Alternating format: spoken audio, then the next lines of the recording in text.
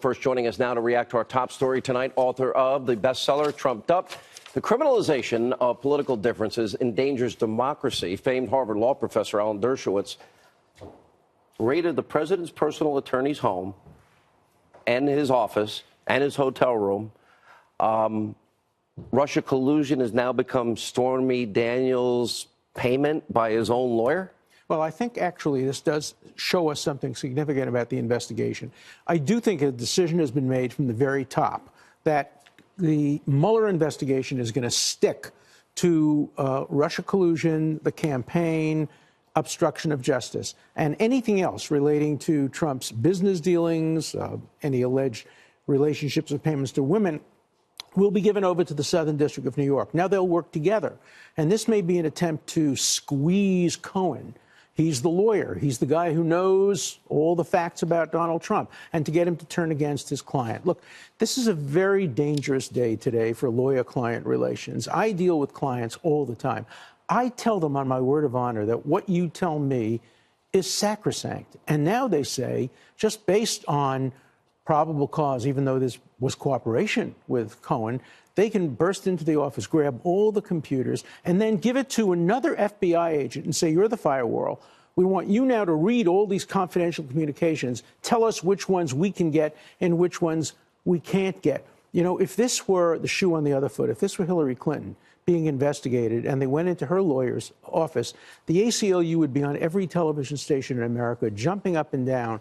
The deafening silence of the ACLU and civil libertarians about the intrusion into the lawyer-client confidentiality is really appalling. What about Trump sources close to the president tonight saying that this is to squeeze the president, that this is the end of any negotiations or any chance that President Trump will ever talk with Mueller and his team of investigators? And more importantly, look at the team. You have people that he appointed that have withheld and been found to have withheld exculpatory evidence in multiple cases. And I want to talk about that team. Right. But one thing first, when lawyers think about cooperating with the prosecutors, they have to know that in exchange for cooperation, they'll get treated decently. And here you have lawyers cooperating. Trump's lawyers cooperated completely. Cohen cooperated completely. And what did they get for it? A raid on the office with everything being taken. So this sends a powerful message that cooperation is not going to be rewarded by Mueller. It's not going to be rewarded by the Southern District. And I think the result may very well be far less cooperation. What would your advice be, if I can ask you, if you were talking to the president tonight? I would say all bets are off, that it's clear Mueller has a different agenda. I've been arguing this with different people that I know. And my argument has been is if you are Robert Mueller, and you made a comment on a radio show in New York about the Whitey Bulger. A lot of people in Boston. We remember that very well. You remember? Yeah. Oh, yeah, sure. But 4 men went to jail. Mueller was involved in the case. 2 of them died in jail.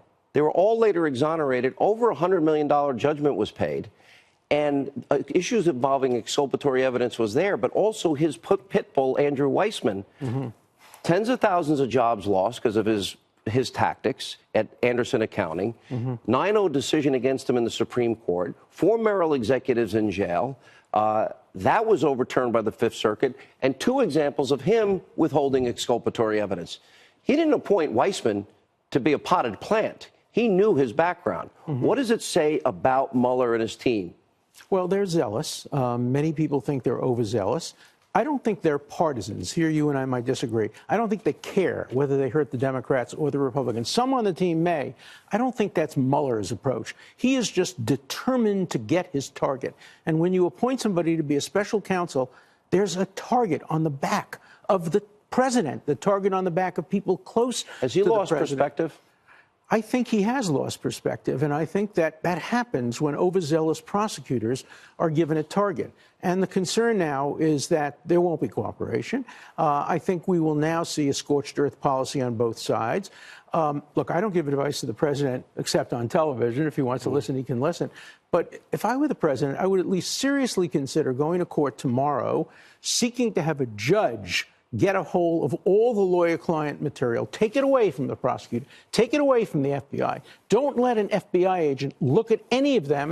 Have the judge go through it and have the judge make a determination as to whether there's anything in there that's lawyer-client privilege. At this point, though, I don't see how the president and his team could cooperate. It's hard. It's hard because they're not getting anything in return. Cooperation has to be a two-way street. Now, the problem, of course, for the president is that Mueller ultimately holds the card in which he can subpoena the president, call him in front of a grand jury without his lawyer, without restrictions, and it may be less worse for the president to make a deal and sit down and have a 4-hour conference. Can the president not answer at that point and plead? Well, he could not answer certain questions. For example, if he's asked, why did you fire Comey, his answer Rod should Rosenstein told me. Well, Yeah. that's one answer. And how is Ron Rosenstein still in the case? The other answer is you cannot question a president's Article II decision-making authority, just like the Constitution says you can't question senators.